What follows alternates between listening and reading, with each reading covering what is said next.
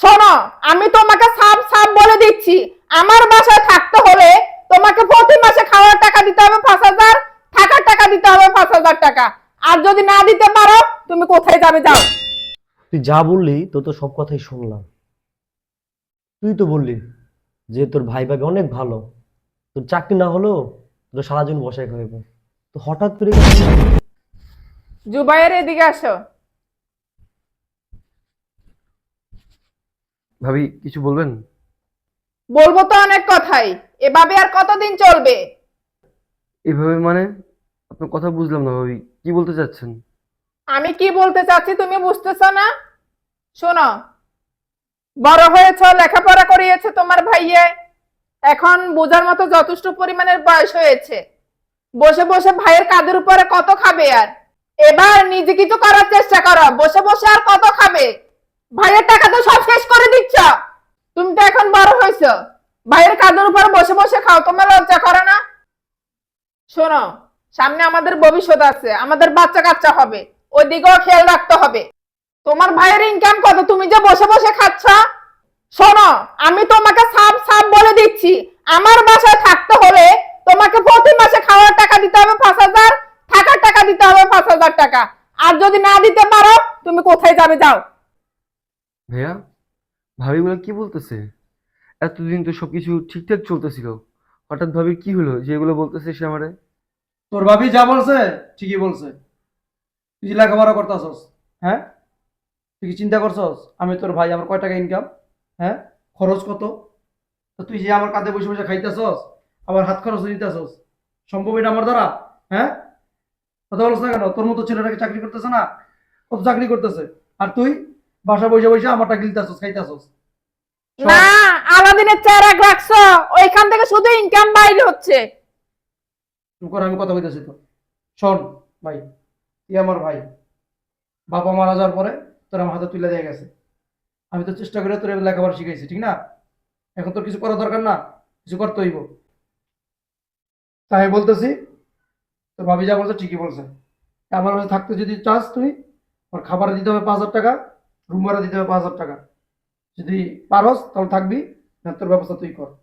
ভাইয়া, তুমিও শেষ পর্যন্ত ভাবির সাথে তালে তাল মিলা এগুলো বলতেছো আমারে? তুমি আমার এগুলো বলতে পারতেছো? কি বলবো তোরে? আমি তোমার না ছোট ভাই? তাই কি ছোট ভাই কিছু কিছু মাথা উঠে রাখবো তোরে? মাথা উঠে আসবো শুধু? হ্যাঁ, এই যে বসে বসে খাস, এত বড় হয়ে গেছে, শরম লাগে না আমার টাকা খাইতেছস? কোথায় যাইতেছস যা, আর তোর ভাবি যেটা বলছো এটা মাথা রাখিস, যা। ভাইয়া, 50 টাকা দিবা? দেখছো, টাকা, শুধু টাকা, শুধু টাকা। ইনকাম ইনকাম করে দিছো তোমার ভাইকে, ইনকাম করে তোমার ভাইকে দিছো তুমি, টাকা খুঁজতেছো? এত বড় ছেলে হয়ে ভাইয়ের কাছে হাত খরচ চাও, লজ্জা করো না তোমার?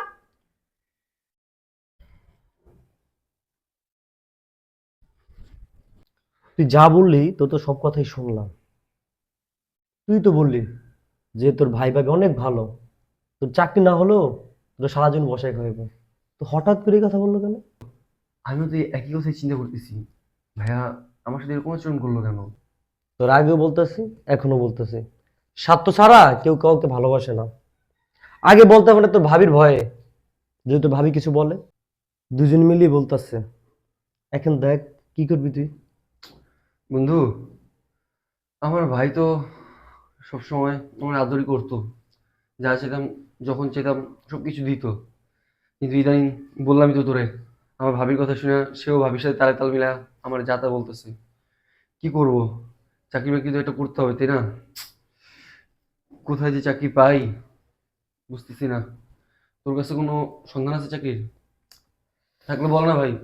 দেখ, আমি যেই কোম্পানিতে জব করি হুম হুম। সেখানে আমাদের কোনো পোস্ট খালি নাই, কিন্তু একটা কাজ করতে পারি তোর জন্য। বল।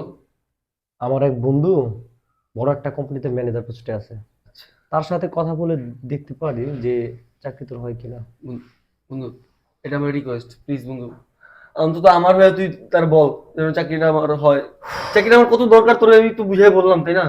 তোর বলতে হবে না, আমি বুঝতে পারছি তোর ব্যাপারটা। চাকরিটা যদি আমি না করি, আমার আজকে একদিন দুই দিন বলতেছে, প্রতিদিনই বলতে থাকবে। আর বন্ধু এগুলো তো শুনতে ভালো লাগে না, তুই বুঝবি তো।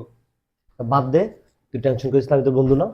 মনে কর তোর চাকরি হয়ে কি গেছে। বলিস বন্ধু? সত্যি? আরে হ্যাঁ, চাকরি হয়ে গেছে। যে তুই যে আমার কি উপকারটা করলি বন্ধু, আমি তোর এই উপকার কখনো বলতে পারবো না। হ্যাঁ রে বোকা, কান্দস কেন? আমি তোর বন্ধু না? বন্ধুর জন্য তো এতটুকু করতেই পারি, তাই না? থাক তাহলে তুই, আমি বাসায় যাই। আচ্ছা যা, ফোন দিবনি তোর? হ্যাঁ, আচ্ছা। ওকে। ভাবি, ভাবি, ভাবি এদিকে আসেন। কি হয়েছে? ভাবি, আপনাকে একটা সুখবর দেওয়ার জন্য ডাকছি। হ্যাঁ হ্যাঁ বলো। ভাবি জানেন, আমার না চাকরিটা হয়ে গেছে। ভাবি, ভাইয়া কোথায়? ভাইয়াকে একটু ডাক দেন না। কি বলতেছো, তোমার চাকরি হয়ে গেছে? হ্যাঁ ভাবি।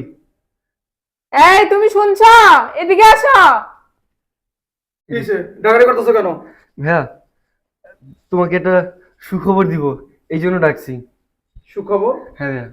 কি হয়েছে? ভাইয়া আসলে আমার না চাকরিটা হয়ে গেছে।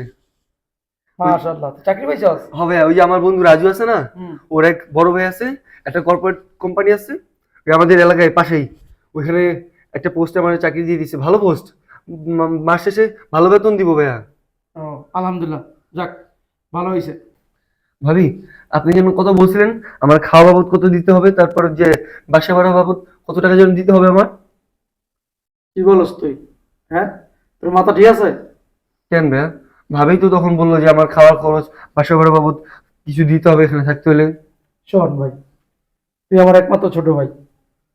বাবা মা মারা যাওয়ার পরে তোর আমার হাতে তুলে দিয়ে গেছে। আর তুই কি করে ভাবলি যে আমি তোর ভাই, আমি তোর কাছে খাবারের টাকা নিব, আমার বাসায় থাকতাছস, ভাড়া নিব? কি করে ভাবলি? শোন, তখন ভাবি যে বললো, শোন, তোর ভাই বলছে তোর এটা ভাবির একটা প্ল্যান ছিল, বুঝতে পারছস? কারণ তুই লেখাপড়া শেষ কইরা এই যে তুই বাসা বসে রইছস, তুই কোনো চেষ্টা করস না, হিম্মত করস না, হ্যাঁ, চাকরি করার চেষ্টাও করস না, তার জন্য প্ল্যানটা তোর ভাবি করছে। এই বুদ্ধিটা তোর ভাবি আমাকে দিছে যে দেখো ও তো কিছু করতেছে না, ওকে, ওর সাথে আমরা একটু এরকম ব্যবহার করি, দেখো ও ঘৃণায় শরমে ও ঠিকই চাকরি খুঁজে নিব। তার কারণে তোর সাথে আমরা এরকম করছি। শোন, তুই আমার ভাই, আর তোর ভাবিও তোর অনেক ভালোবাসে, বুঝতে পারছস? জি ভাইয়া বুঝতে পারছি, কিন্তু আমি মানে তখন বুঝি নাই আমার সাথে এরকম আচরণটা কেন করছে, আমি তো উল্টা পুল্টা ভেবে নিয়েছিলাম। শোনো ভাই, আমি তোমার কাছ থেকে খাওয়ার টাকা নেব, থাকার টাকা নেব, এটা তুমি কি করে ভাবলা? আসলে আমি যদি এই খারাপ ব্যবহারটা তোমার সাথে না করতাম, তাহলে তুমি চাকরিটা নিতে না ভাই। আমি তোমাকে খুব ভালোবাসি। আমি আমার ছোট ভাইকে যেমন ভালোবাসি, ঠিক তেমনি তোমাকেও ভালোবাসি। আর তোমাকে যদি এই জিতটা আমি যদি না দিতাম, তোমার ভাই যদি না দিত, তাহলে তুমি চাকরিটা খুঁজতে না ভাই। তোমার ভালোর জন্য, মঙ্গলের জন্য এই কথাটা বলতে বাধ্য হয়েছি ভাই। ওই কারণে তোমাকে লজ্জা দিয়ে কথা বলেছি, খারাপ ধরনের আচরণ করেছি ভাই। আমার কথা হয়তো তুমি মনে কষ্ট যাইতে পারো, ভাবির উপর রাগ হতে পারো। শোনো ভাই, আমার কথা কিছু মনে করো না। আমি তোমার ভালোর জন্য করেছি, মঙ্গলের জন্য করেছি। ভাবি, আপনি চিন্তা করেন না, আমি আপনার উপর রাগ করিনি। আপনার এই কথাগুলোর কারণেই আমি নিজের ভিতর জিদ কাজ করাইছি, নিজের উপর হিম্মত করছি, এরপরই চাকরিটা নিছি, নিজের পায়ে নিজে দাঁড়াইতে পারছি। ভাবি, আপনাকে অসংখ্য অসংখ্য ধন্যবাদ, আর পারলে আপনি আমাকে মাফ করে দিবেন। শোনো ভাই, আজকে চাকরি পেয়েছো, টাকা হবে, তোমাকে অনেকেই সম্মান করবে। যখন টাকা ছিল না, কেউ কখনো তোমাকে সম্মান করেনি, তোমার পাশে ছিল না। একটা জিনিস মনে রাখবে ভাই, যার কাছে টাকা আছে তার সবকিছু আছে, যার কাছে টাকা নেই তার কাছে কিচ্ছু নেই। শোন ভাই, তোর ভাবির কথা কিছু মনে করিস না। আজকে আমাদের কারণে এই যে তুই কষ্ট দিয়ে কথা বলছি, হিম্মত চাকরিটা পাইছিস, একটা কথা মাথা রাখবি, টাকা পয়সা যারা আছে সে সম্মান সব জায়গায় পায়, আর যার টাকা পয়সা নাই সে সব জায়গায় কি অবহেলিত হয়, বুঝতে পারছস? যা, বুঝতে পারছি। আমি ভাই অনেক খুশি হয়েছি যে আমার ভাই চাকরি পাইছে। এখন আর আমার কাছে তোর হাত খরচ চাইতে হবে না, তোর ভাবির কাছে চাইতে হবে না, বুঝতে পারছস? যা, ভিতরে যা। ভাই, গরুর মাংস রান্না করেছি, হাত মুখ ধুয়ে নাও, তিনজন একসাথে খাবো। চলো। আচ্ছা ভাই।